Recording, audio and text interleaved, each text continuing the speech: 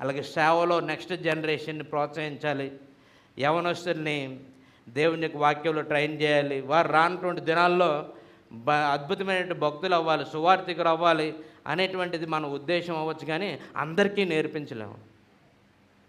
నేర్చుకునే వాళ్ళు కొంతమంది ఉంటారు. ఎందుకనంటే వాళ్ళ ఇంట్లో నేర్చుకున్నారు కాబట్టి,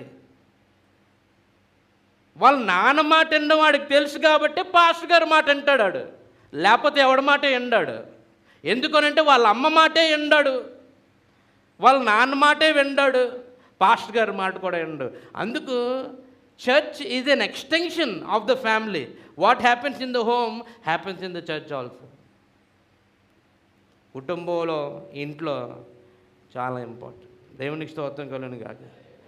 కుటుంబం బలంగా ఉంటే సంఘం బలంగా ఉంటుంది. సంఘం బలంగా ఉంటే కుటుంబం బలంగా ఉండడం కాదు. రివర్స్ చేయొద్దు మీరు. It is not reverse.